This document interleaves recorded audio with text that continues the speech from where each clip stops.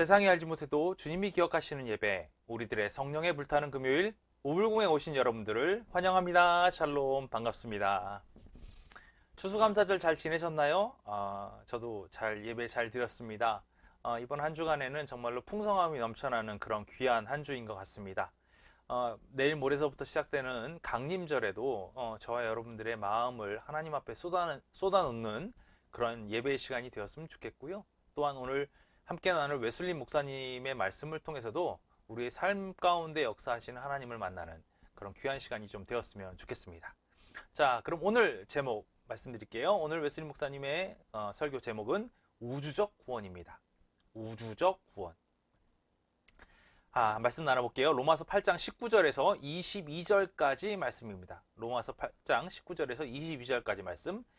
피조물이 고대하는 바는 하나님의 아들들이 나타나는 것이니 피조물이 허무한데 굴복하는 것은 자기 뜻이 아니요 오직 굴복하게 하시는 이로 말미암음이라. 그 바라는 것은 피조물도 썩어짐의 종노릇한 데서 해방되어 하나님의 자녀들의 영광의 자유에 이르는 것이니라. 피조물이 다 이제까지 함께 탄식하며 함께 고통을 겪고 있는 것을 우리가 아느니라.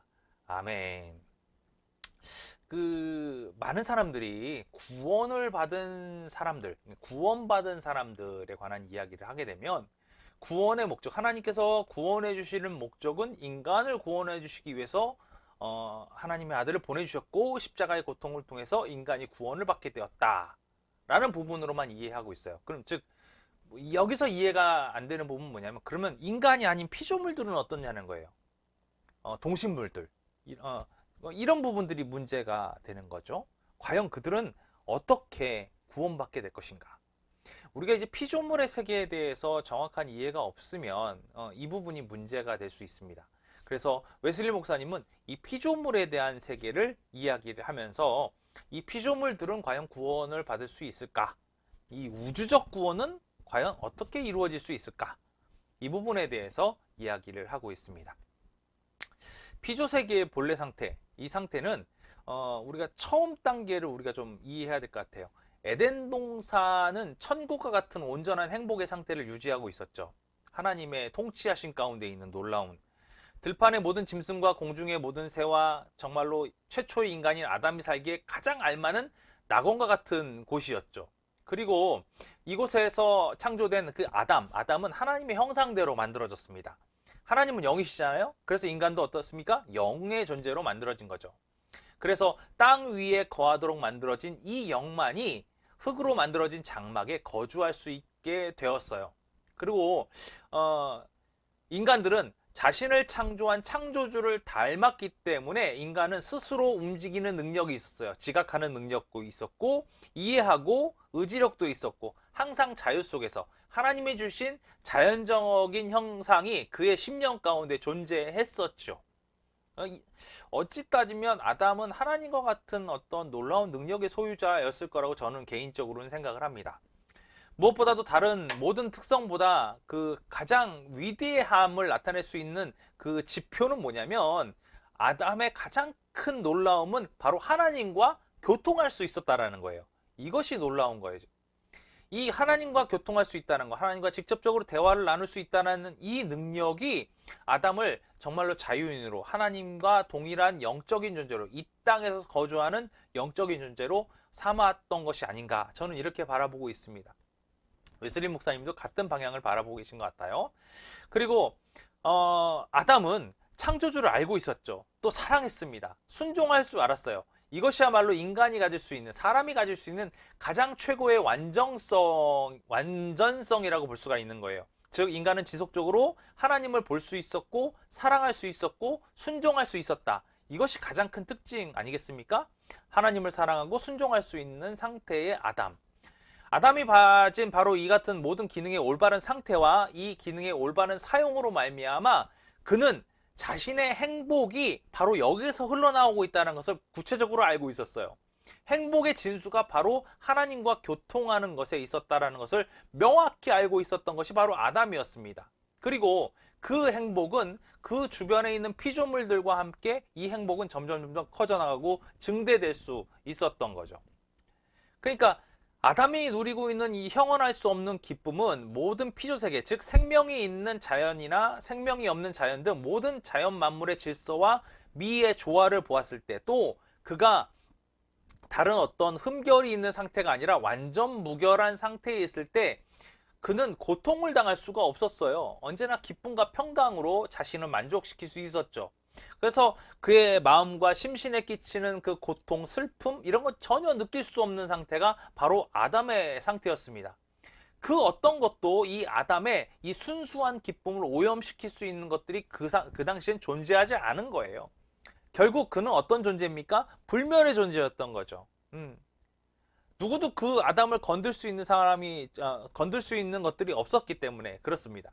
그래서 하나님은 이 아담에게 명령하셨습니다. 어떻게 명령하셨습니까? 생육하고 번성하고 땅에 충만하라. 땅을 정복하라. 바닥의 물고기와 하늘의 새와 땅에 움직이는 모든 생물을 다스리라 라고 명령하셨어요. 즉 무슨 얘기냐면 하나님을 대신해서 아담은 인간 세계의 그러니까 인간 세계라고 보면 피조 세계의 군주와 통치자가 된 거예요. 하나님을 대신한 통치자. 이 하나님을 대신한 통치자가 인간이 됨으로 말미암아 피조 세계의 모든 복은 하나님께서 인간을 통하여 내려주신 그 복이 피조 세계로 흘러 들어가는 메커니즘이 된 거예요.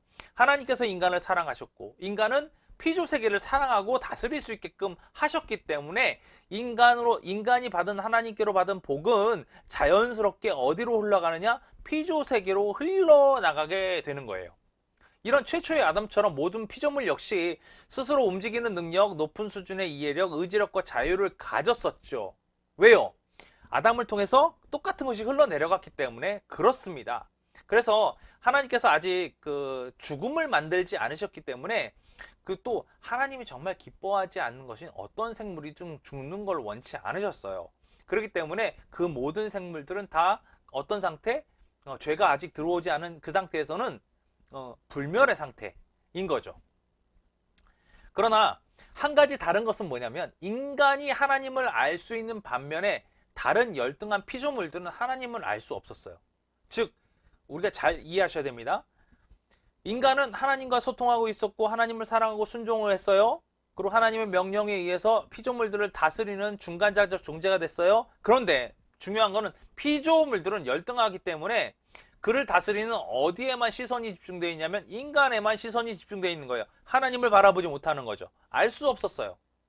이것이 관건입니다.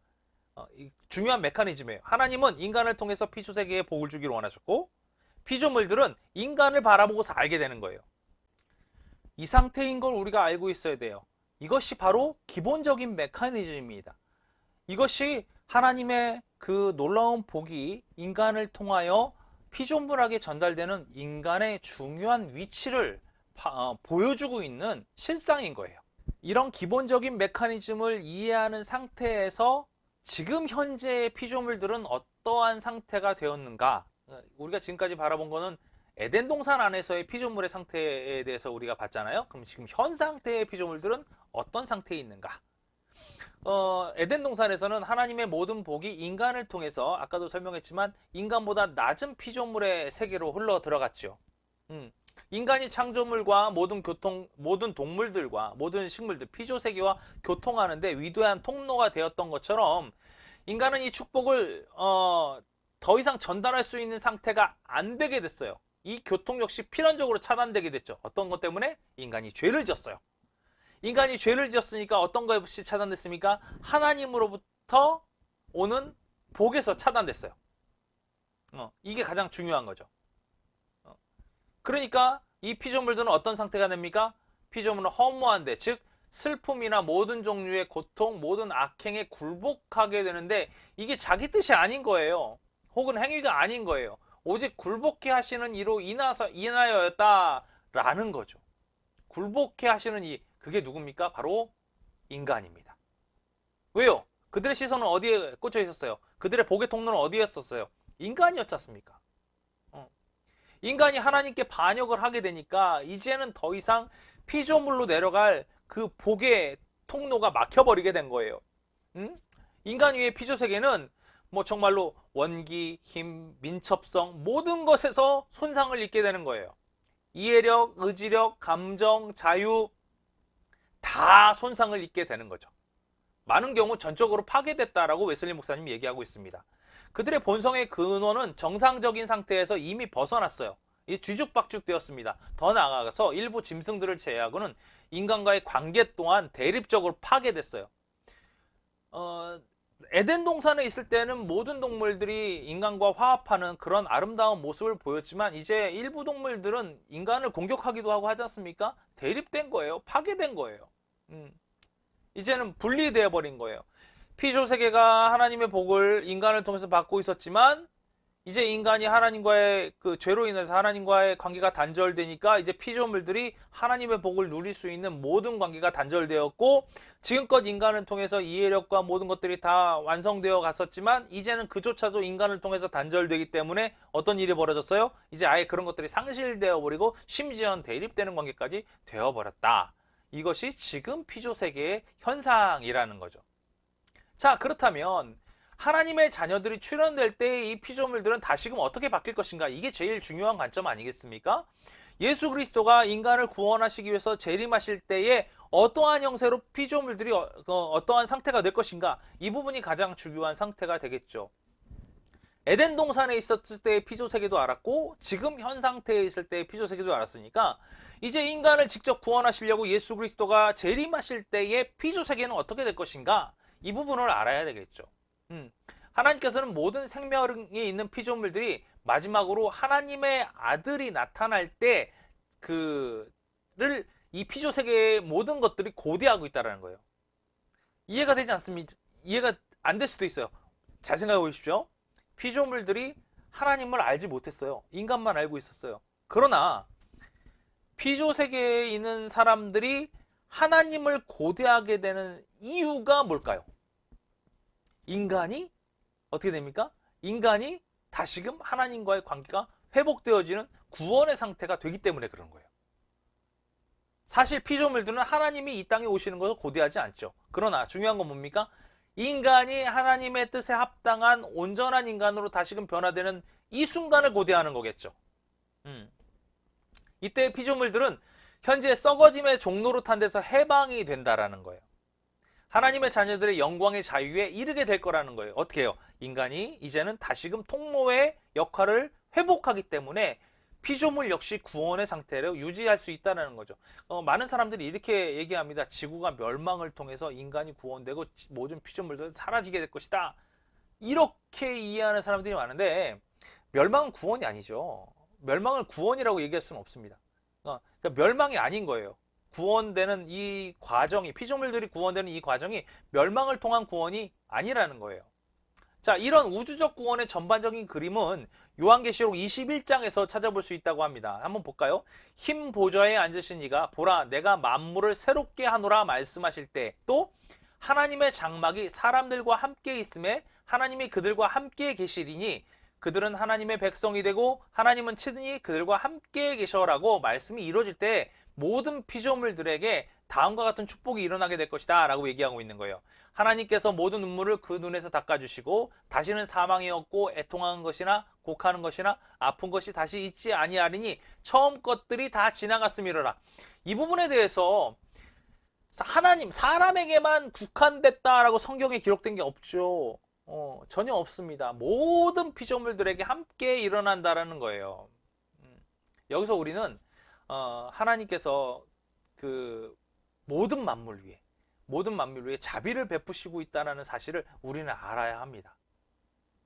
정말로 우리보다 못한 미물들을 향하여 부드러운 마음을 가지게 되고 주님께서는 정말 아무것도 아닌 것 같은 그들조차 사랑하신다는 사실을 우리는 깨달을 수 있게 되는 거예요.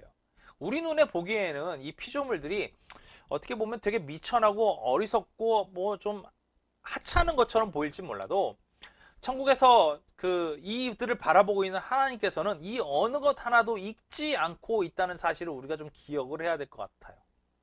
이걸 바라보게 될 때 인간들 역시 우리의 마음을 좀 넓히고 그들을 품을 수 있는 마음이 좀 되어야 된다라고 생각합니다. 이제 피조물들이 현재 종로로 탄 상태를 넘어서 하나님의 자녀로 누리게 될 자유를 얻게 되는 그 완벽한 시간이 누구를 통해서? 인간을 통해서 오게 된다는 거죠.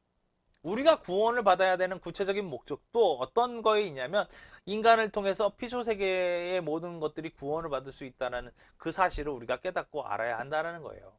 생육하고 번성하여 땅에 충만하라. 뭐 다 다스리 만물을 다스리라. 다스리라고 하는 이 통치자의 사명, 이 사명이 우리한테 있다는 것을 우리가 깨달아야 한다는 거예요. 이들의 구원을 위해서 우리가 먼저 하나님 앞에 온전케 돼서 하나님의 축복의 통로의 역할을 수행해야 된다는 거죠. 저는 얼마 전에도 잠깐 어떤 세미나에서 그런 얘기를 들었는데, 교회에서 아무리 환경 문제에 대해서 이야기하고 세계 기후 문제에 대해서 이야기해도 그들은 눈 하나 깜짝하지 않는다는 거예요. 왠지 아세요? 이것이 나하고 무슨 상관이 있냐는 거죠. 그렇게 생각한다는 거예요. 환경에 대해서 생각하는 게 뭐가 문제가 되는가? 지금 당장 나에게 문제가 없는데? 그러나 오늘 이 우주적 구원이라는 부분에 대해서 우리가 이해한다면 환경을 통해서 무너져가고 있는 이 피조 세계를 바라보면서 우리가 해야 될 역할이 분명히 있다라는 사실을 깨달아 알게 된다면 정말로 하나님께서 우리에게 주셨던 그 훌륭한 축복의 통로, 이 복의 통로를 이 피조물을 향하여서 우리가 그 사랑을 쏟아낼 수 있다. 이것이 온전한 하나님의 사명을 이루는 결과가 아닌가. 저는 이렇게 이 글을 읽어보면서 생각하게 되었습니다. 진정으로 중요한 것 한 가지. 우리가 우주적 구원에 이 인간이 어떠한 역할을 수행하고 있는가? 이 부분을 보게 되었을 때, 정말로 인간은 중요한 위치에서 피조물들과 함께 하나님의 사랑을 받고 있는 복의 존재구나 라는 부분을 한 번씩 알게 되었거든요. 여러분, 다른 부분보다도 우리가 하나님 앞에 서 있는 이 모습이 이 피조세계에 얼만큼 중요한 역할을 하는가 다시 한번 깨달으시는 시간이 되었으면 좋겠고요. 한 번쯤 우리가 살고 있는 이 세상의 환경 문제에 대해서 한 번쯤 고민해보는 시간이 되었으면 어떨까, 이 한 주가 되면 어떨까, 이런 생각도 해보았습니다. 요즘 많은 문제가 있잖아요. 환경 문제에 대해서, 기후 문제에 대해서. 우리가 그런 문제를 바라보면서 정말로 이 피조세계가 우리를 통해서 하나님을 바라볼 수 있게 되는구나, 하나님께 영광을 돌릴 수 있게 되는구나, 이것을 깨달으시고 진정으로 한 주 동안 그들을 좀 품어주고 사랑할 수 있는 무언가가 있지 않을까 고민해보시는 저와 여러분 되었으면 좋겠습니다. 그럼 한 주간도 또 승리하시고 다음 주에 우리 다시 만날 때까지 안녕.